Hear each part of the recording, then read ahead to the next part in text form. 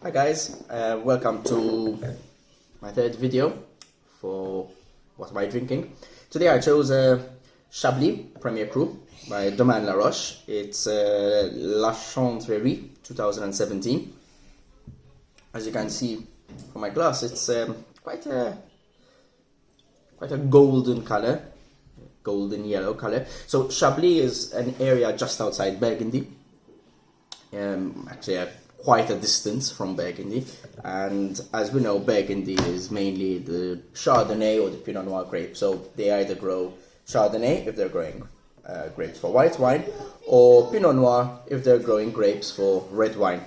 Chablis falls within that category, so they use Chardonnay grapes. So all Chablis is a Chardonnay grape. What's typical of Chablis is the minerality. So let's see if we get the minerality over here. Just what's interesting is from La Roche, which is a pretty old producer, since, if I'm not mistaken, around 1850. This particular 1er Cru is not a common name that you'd find, La Chantrerie. It is a blend of different 1er Cru vineyards. If I'm not mistaken, this particular bottle, the La Chantrerie, is a travel retail exclusive, so you only find this wine at airports or cruise liners, anywhere that it's duty free. On the nose, it's extremely intense, a lot of intensity, very, very, very fresh. You get a lot of lemon, floral. So the lemon and the floral, not all Chablis are floral. This one, I would say, is on the floral side. The citrus and the lemon is quite typical of Chablis. So is the intensity. Very intense, very refreshing wines, very mineral wines. And what's good about mineral refreshing wines is they are very easy to pair with food, which is why Chablis is such a fantastic wine with most food. Actually, I'd say even meats can live up to a Chablis, or Chablis can live up to meats. Let's see what it's like in the mouth.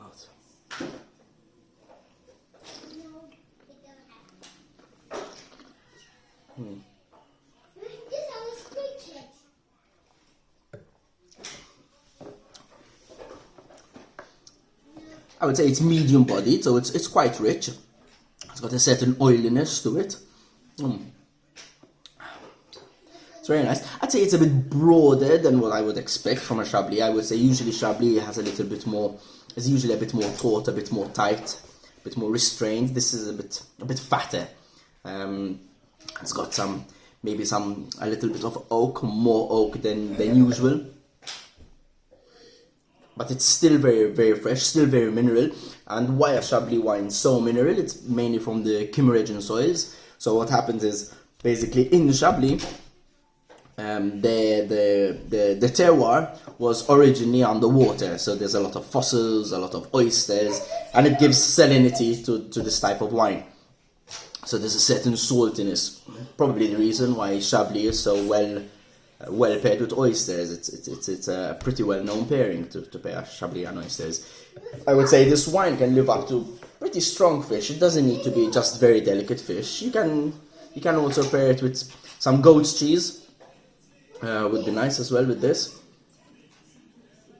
I think it's a decent wine. So 1er Cru basically means that it's probably, I would say, the third level. So you get Petit Chablis, that is your entry level Chablis. And then there's Chablis, that is your village wine or village wine. Then it goes up to 1er Cru, so those are single vineyards from the 1er Cru region. And then you have Grand Cru, and that is the top Chablis that you can have. This is from the 1er Cru, so it's a level lower. It's long in the mouth, it's relatively complex. I wouldn't say too much fruit. I would say more on the floral nuttiness, maybe a little bit of white peach.